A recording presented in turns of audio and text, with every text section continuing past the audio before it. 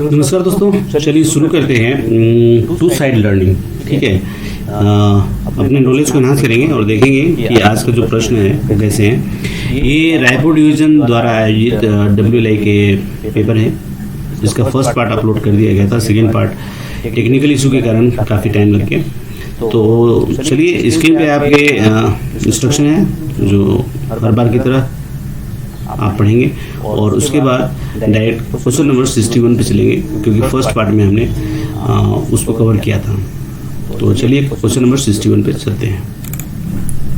Question number 1 है, RTI नियम के तहत आवेदन करने वाले BPL आवेदक को डैश की दर से भुगतान करना आवश्यक है। ए BPL applicant apply under RTI Act is required to pay at dash rate ₹1 as option A, B option में है ₹10 and C ₹5 and D is none of the above. तो ऐसा है कि शुल्क लागत नियम 2005 का जो RTI एक्ट है उसके अंदर एक अधिनियम की धारा 6(1) है। उसके अंदर जो सूचना प्राप्त करने का अनुरोध करते हैं तो उसके लिए ₹10 का आवेदन संलग्न किया जाना होता है। लेकिन BPL के जो ये हैं आवेदक, उनको इससे छूट दी गई है और उनको कुछ भी नहीं करना पड़ता है। तो यहाँ पे जो ऑप्शन डी होगा वो सही आंसर होगा, डी। ठीक है, चलिए क्वेश्चन नंबर 62। ड्यूटी के घंटों के संबंध में वर्गीकरण में परिवर्तन डैश के अधिकार में है। Change of classification regarding duty hours is within the power of dash branch officer, senior DPO, PCPO and none of the above. शाखा अधिकारी, सीनियर DPO और PCPO। तो यहाँ पे जो ऑप्शन सी है वो यहाँ पे सही होगा। हमारा आंसर जो होगा वो ऑप्शन सी PCPO होंगे। ठीक है, क्वेश्चन नंबर 63। किसी पद को चयन पद के रूप में घोषित करने की शक्ति के पास है। किसके पास है? The power to declare a post as a selection post is within a PCPO, BGM, C railway board and D is none of the above. तो जो सही है बात है वो है रेलवे बोर्ड के पास है सिलेक्शन नॉन सिलेक्शन पोस्ट को डिक्लेयर करने का कि कौन सा पोस्ट सिलेक्शन पोस्ट और नॉन सिलेक्शन पोस्ट है। ठीक है, क्वेश्चन नंबर 64। चयन पद के मामले में मौजूदा प्लस रिक्तियां डैश महीनों में होने वाली हैं को ध्यान में रखा जाना आवश्यक है। In case of a selection, existing plus vacancies occurring in dash months are required to be taken into account. A 6 month, B 12 month, C 15 month and D is 18 month. The right answer is C 15 month. Okay. Question number 65. नियमानुसार प्राथमिकता के अनुसार रोजगार सहायता के एक मामले को के भीतर अंतिम रूप दिया जाना है।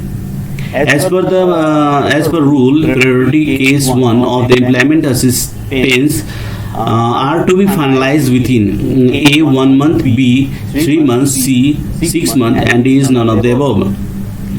The right answer is 1 month. ठीक है,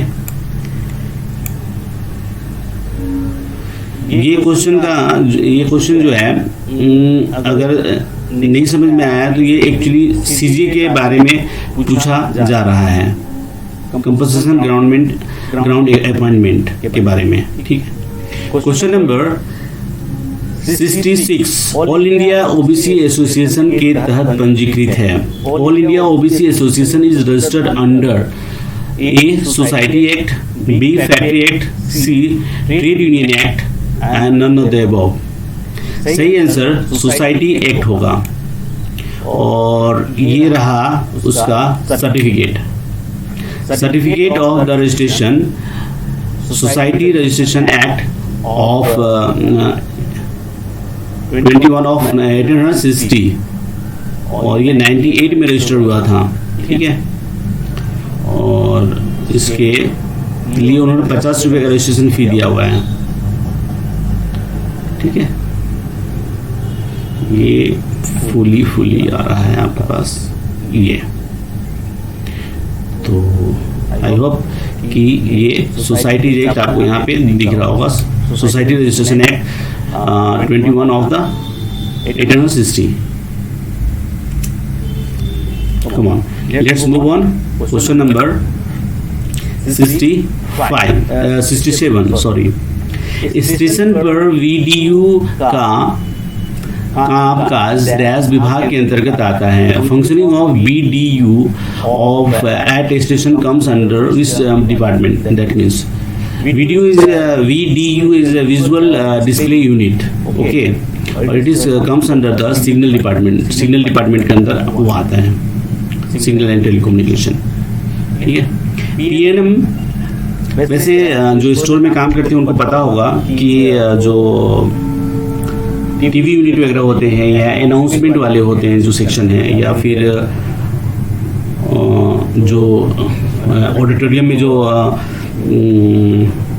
प्रोजेक्टर वगैरह होते हैं, उन सब का जो जिम्मेदारी है वो डिस्प्ले करने का, वो सिग्नल एंड टेलीकम्युनिकेशन के सेक्शन इंजीनियर जेई और जो उनके स्टाफ होते हैं वो ऑर्गेनाइज करते हैं। अगर आप डिवीजन में काम करते हैं तो आपको पता होगा, नहीं है तो जब भी किसी फंक्शन का ऑर्गेनाइज किया जाता है तो आप वहाँ पे जाकर उनसे पूछ सकते हैं कि ये किस डिपार्टमेंट के द्वारा किया जा रहा है, ठीक है। चलिए, अपने आप को हमेशा अलर्ट रखिए, और ये छोटी छोटी चीज़ें आपको किसी बुक में नहीं मिलेंगी, ये पर्टिकुलरली आपको अपने नॉलेज के लिए आप जब तत्पर रहेंगे तब आपको ये कहीं ना कहीं दिख जाएगा।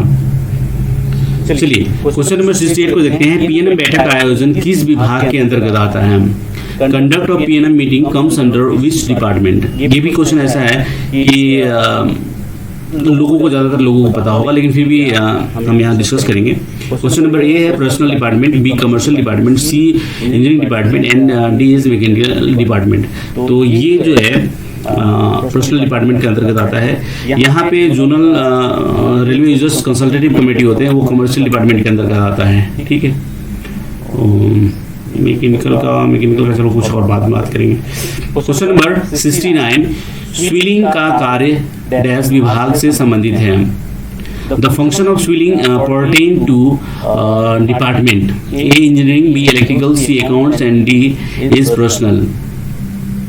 तो ऐसा मेरा मानना है कि स्विलिंग यानी कि कोई सामान को उठाना, इधर उधर रखना, ये जो यूनिट होते हैं वो इंजीनियरिंग डिपार्टमेंट के अंतर्गत आना चाहिए।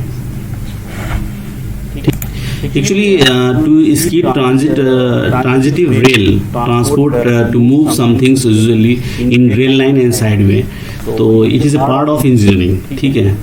वो ट्रैक का मेंटेनेंस वगैरह सब उनके पास होता है, तो वहाँ पे कुछ भी इधर उधर मूव करना हो तो उनके जो ट्रेन जिसको बोल सकते हैं वो इस्तेमाल वो करते हैं वहाँ पे, तो वो उनके पास है। चलिए, ठीक है। क्वेश्चन नंबर 70 है एमएनपी प्रस्ताव को अंतिम रूप देने के लिए नोडल विभाग कौन सा है? The nodal department for finalising MNP proposal dash department. तो ये क्या है कि मेरा ऐसा मानना है कि ये जो एमएनपी होता है वो प्लान हेड 41 में आता है, ठीक है। तो ये जो मैकेनिकल डिपार्टमेंट के जो हेड होते हैं ना वो इसको फाइनलाइज करते हैं, सीएमई वगैरह।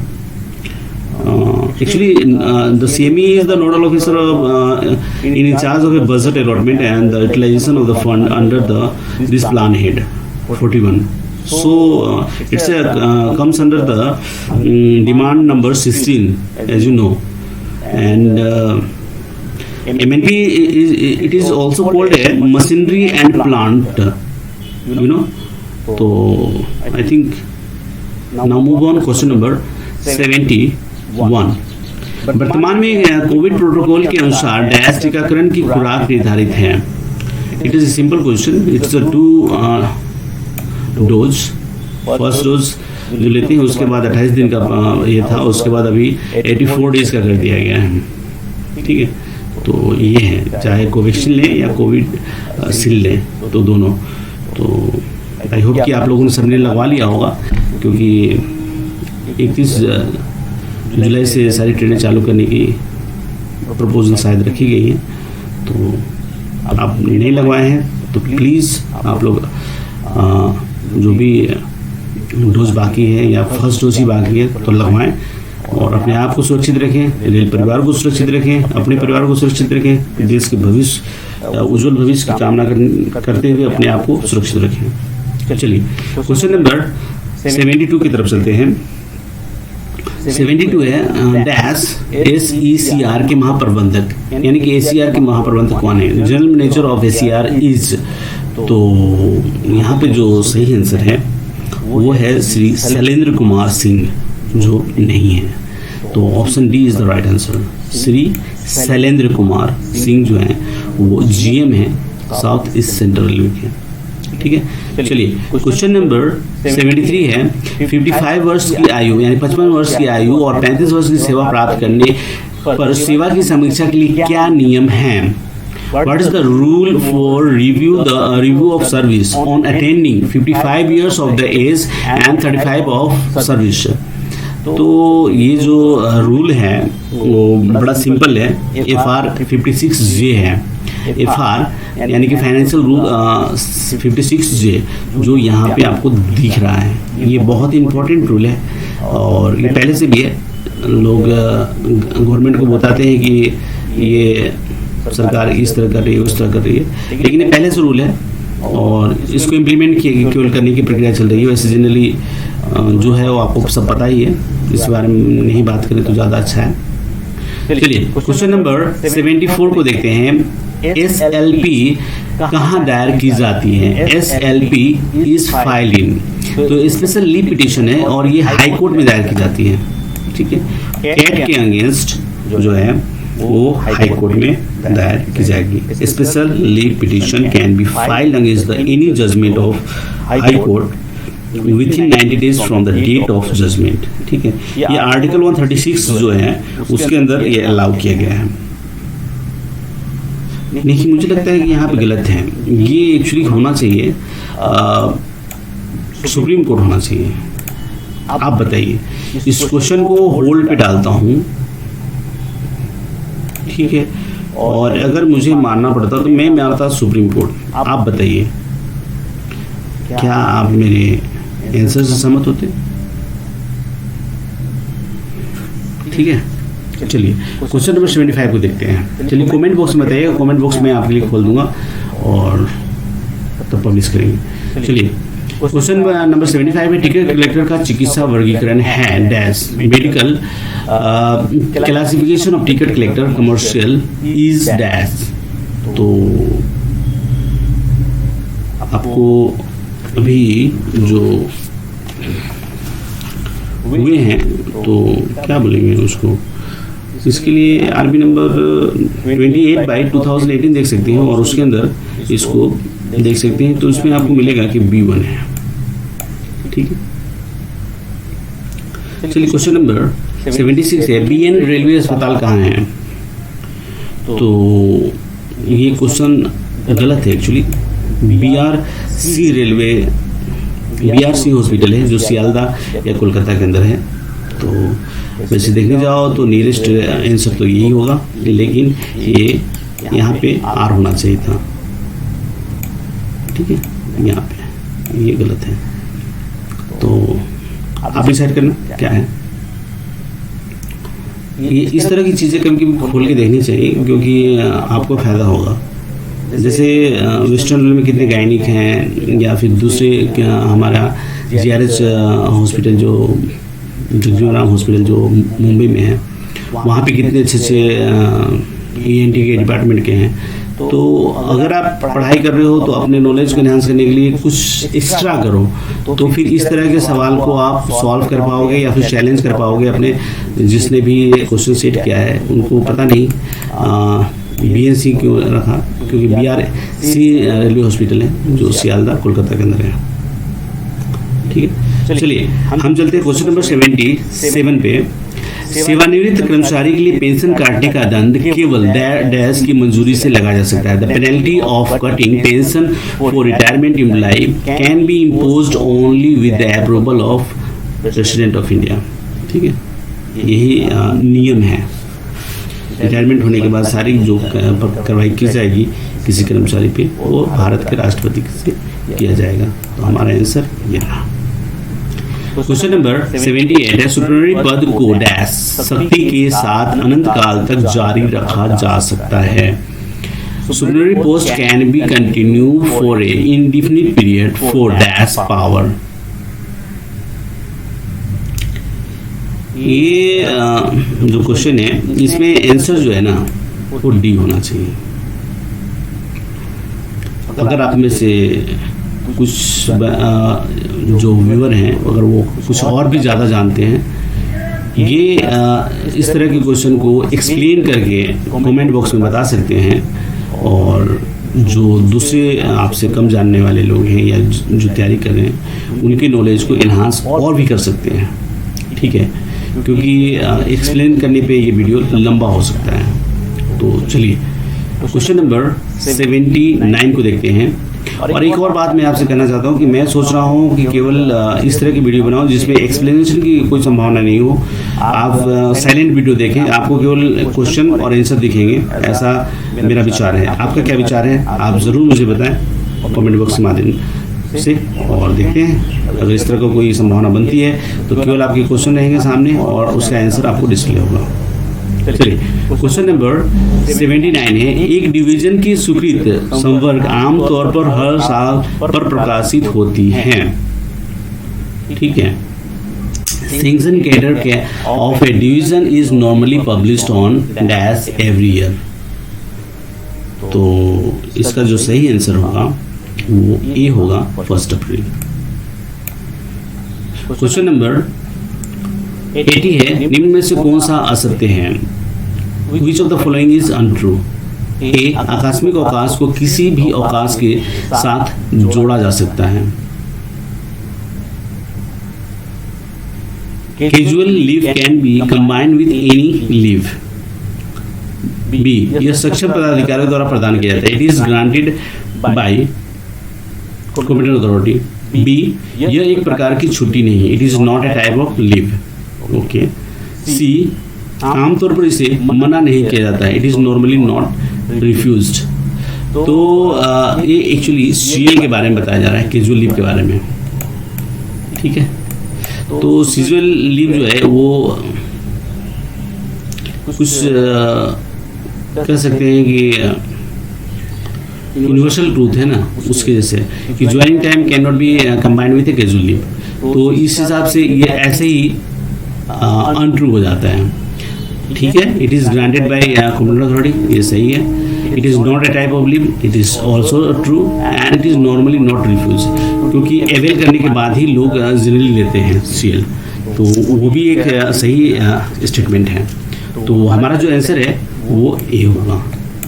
ठीक है, ये ए होगा। तो चलिए क्वेश्चन नंबर 81, पीएमसी को अस्वीकार करने की शक्ति के साथ प्रायोजित न्यूनतम अधिकार। The minimum authority delegate to the power to refuse PMC is। तो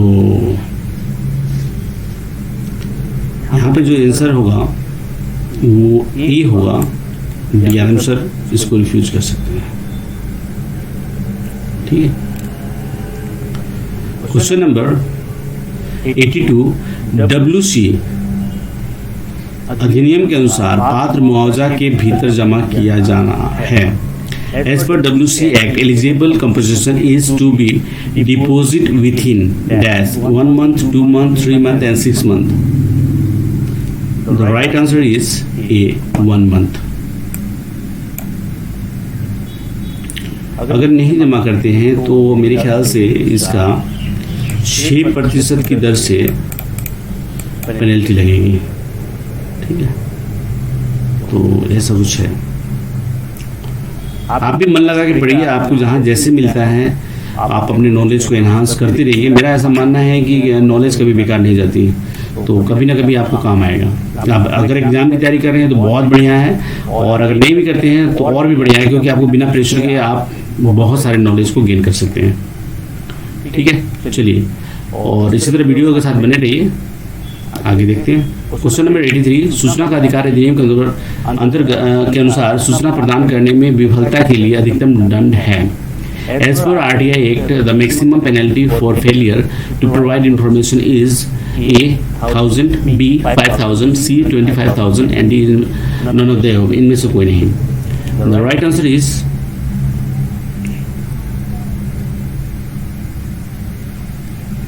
C 25,000।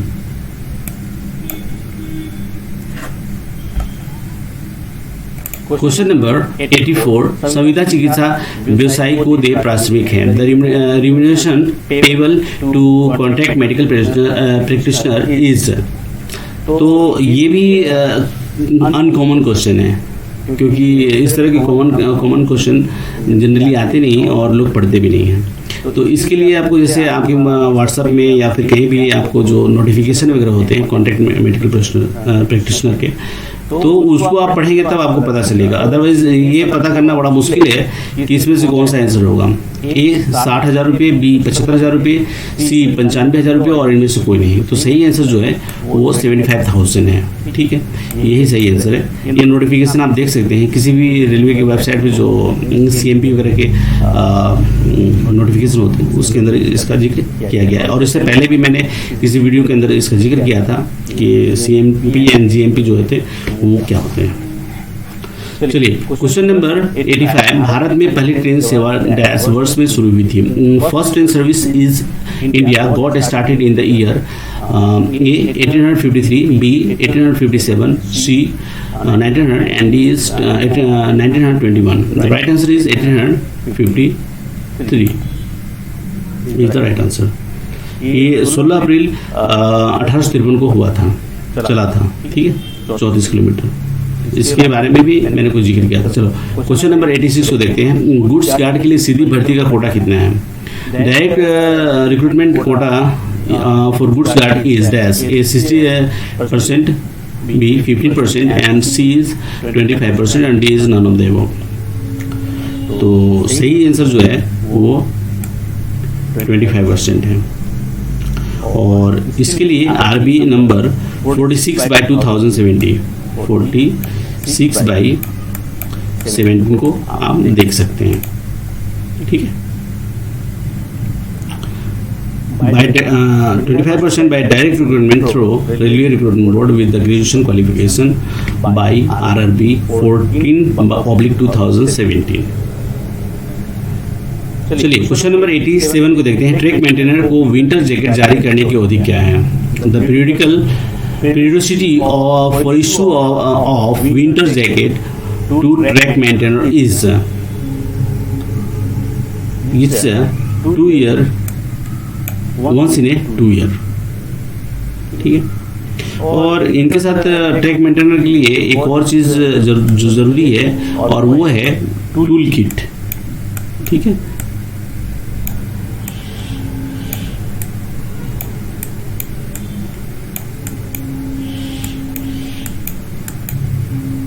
टूल किट है।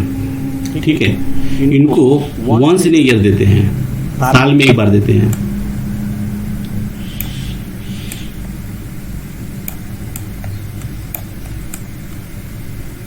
वंस इन ईयर देते हैं। ठीक है, तो ये दो इंपॉर्टेंट चीजें, विंटर जैकेट और टूल किट। विंटर जैकेट 2 साल में एक बार देते हैं, टूल किट एवरी ईयर देते हैं, वंस इन ईयर। ठीक है, इसके अलावा और 2-3 चीज़ें हैं जो मुझे ध्यान नहीं आ रहा है, पर वो हैं जो इम्पोर्टेंट हैं। तो जब भी आपको स्टोर में काम करने का मौका मिले इन सब चीज़ों का आप ध्यान रखेंगे तो मेरे ख्याल से कभी ना कभी काम आएगा। ठीक है, चलिए क्वेश्चन नंबर 88 है। सभी रनिंग और स्टेशन स्टाफ के लिए प्राथमिकता चिकित्सा प्रशिक्षण की औधिकता क्या है? The periodicity of the first aid training for all running and station staff is A 2 years, B 3 years, C 5 years and D is none of the above. The right answer is 3 years। 3 साल में एक बार उनको इस तरह की प्रशिक्षण देना होता है। क्वेश्चन नंबर 89 है। विद्युत विभाग के कनिष्ठ अभियंता की निर्धारित प्रशिक्षण अवधि क्या है? Prescribed training period for promoted junior engineer of electrical department is A 52 days, B 78 days, C 98 days and D of the none of the above. तो जो सही आंसर है वो है 78 डेज है। पहले ये 52 हफ्ते का हुआ करता था, ठीक है। तो यहाँ पे उन्होंने 52 डेज लिखा है, लेकिन यहाँ पे 52 वीक्स भी हो सकते थे, तो आपको ज़्यादा कन्फ्यूजन हो जाता। तो ये 52 हफ्ते का हुआ करता था, जिसे घटाकर 38 दिन तक कर दिया गया है। आप चाहें तो आरबी नंबर देख सकते हैं 200 बाई 2017 इसके लिए। क्वेश्चन नंबर 90 है, 2 तिथियों पर वेतन वृद्धि प्रदान करने के संबंध में नियम। The rule regarding grant of increment of 2 dates is a rule number 9, B 10 and D C is 12 and D is none of the above.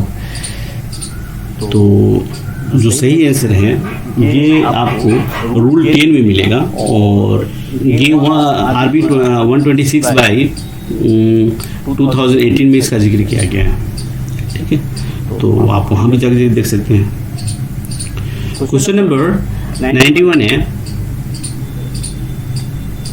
चयन में एपीआर ग्रेडिंग के अनुसार संबंधित अंकों के अनुदान के लिए समग्र ग्रेडिंग बहुत अच्छा दिया जाता है डैश अंक। For grant of corresponding marks as per APR grading in a selection, the overall grading very good is given dash marks A 3, B 4, C 5 and D is none of the above. तो very good के लिए 4 marks दिए जाते हैं, good के लिए 3 दिए जाते हैं, ठीक है। और आउटस्टैंडिंग के लिए जो है ना वो 5 मार्क्स दिए जाते हैं। यानी कि ये हो गया OS, ठीक है, VG हो गया वेरी गुड, एंड गुड के लिए G हो गया, ठीक है। चलिए question number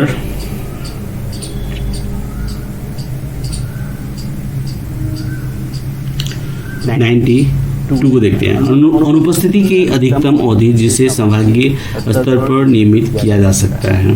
the maximum period of absence which can be regularized at divisional level. A 3 years, B 4 years, C 5 years and D is none of the above.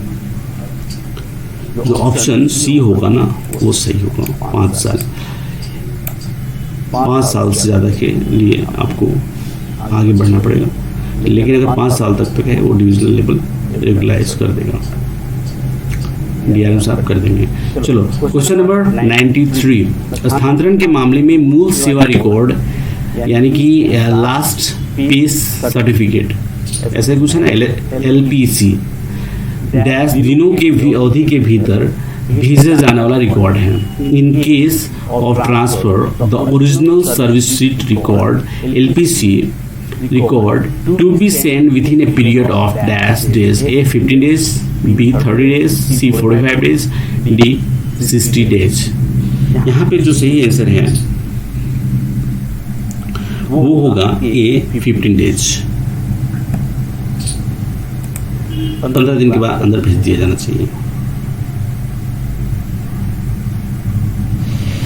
ये जो question number 92 था, इसके बारे में अगर बात करें तो इसका जिक्र जो है ना इंडियन रेलवे स्टेटमेंट कोड में किया गया है, ठीक है, और मेरे ख्याल से 1 ही है, ठीक है। और ये 503 वाला 30 वाला जो रूल है ना उसके अंदर ही है, और जेजी को फुल पावर है in respect to staff holding the post which they are competent to make appointment.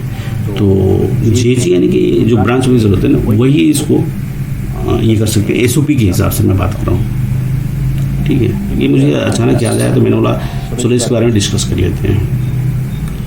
Question number 94 है, द ब्रेक डाउन ड्यूटी में भाग लेने के लिए और राजपत्री को डैश के अनुसार मुफ्त भोजन की अनुमति है।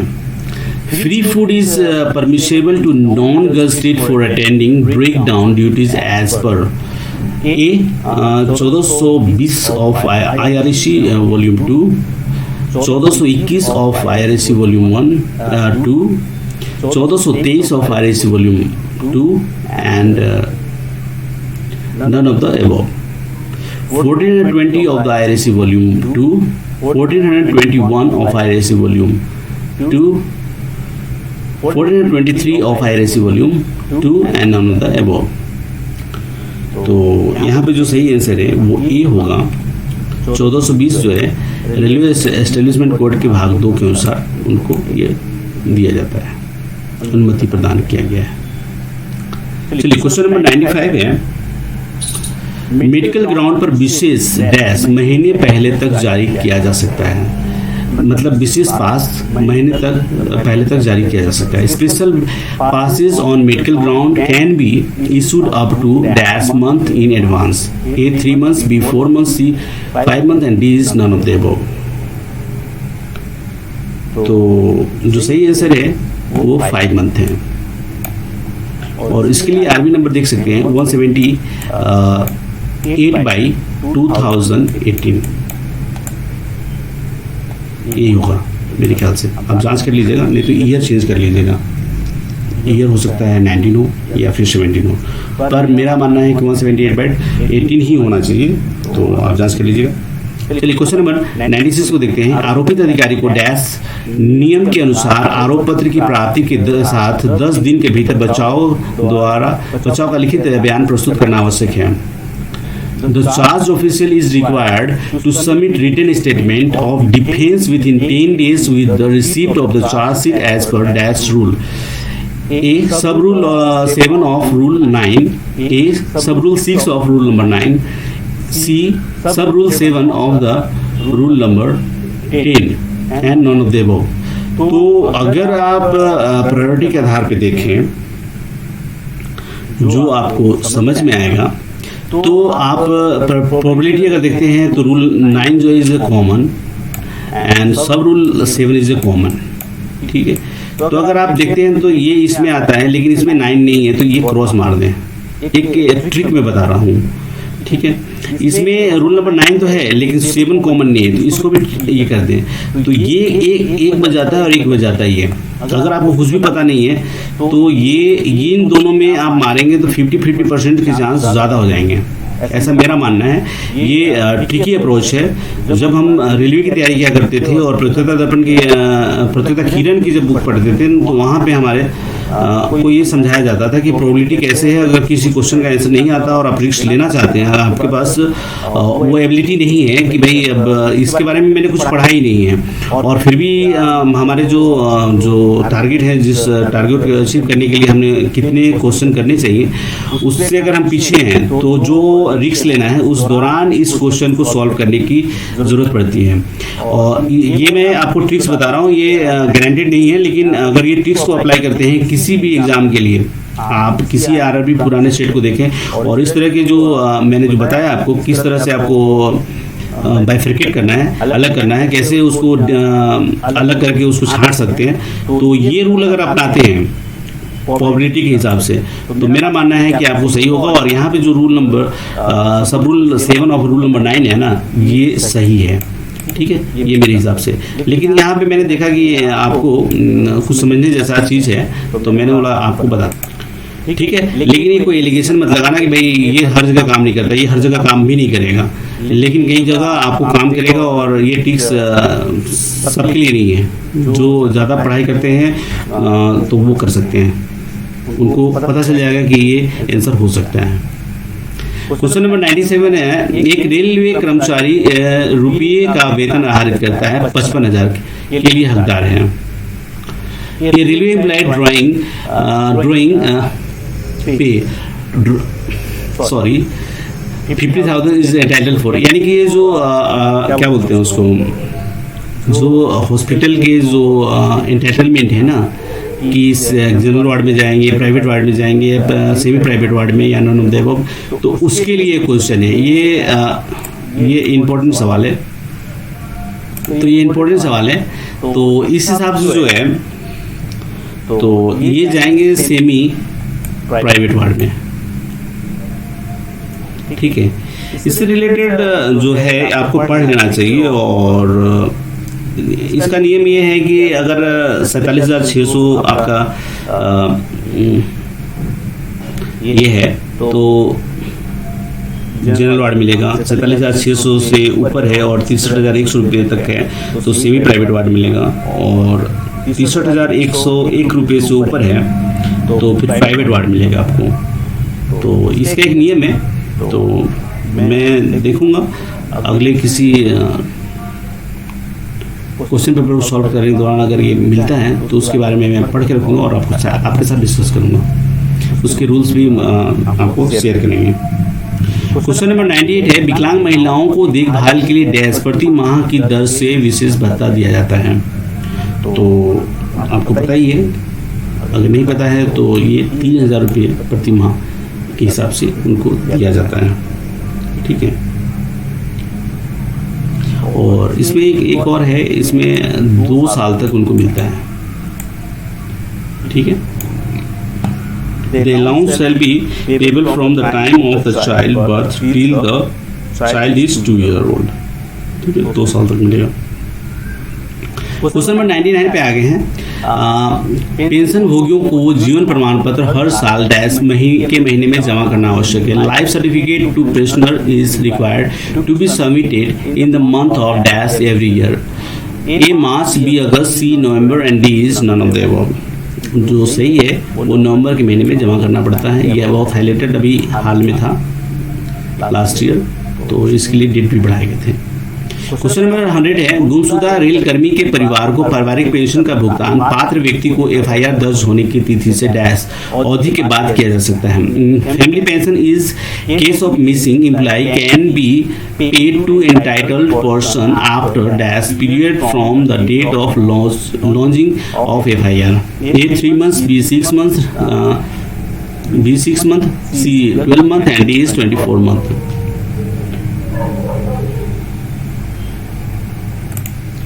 हमारा आंसर जो होगा वो बी होगा, 6 मंथ। 101 से जो है वो हिंदी का पेपर है, चलिए देखते हैं। 101 है, प्रति वर्ष हिंदी दिवस कब मनाया जाता है? When is Hindi day celebrated every year. तो ये ऑप्शन आपको क्या लगता है?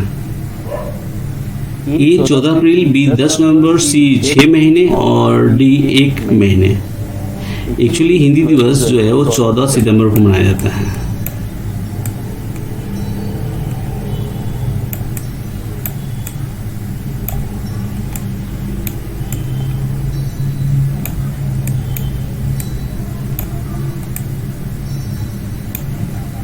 ठीक है, तो ये मुझे समझ में नहीं आया क्वेश्चन, तो आपको समझ में आया तो मुझे बताना, इसका मैं जवाब नहीं दे सकता।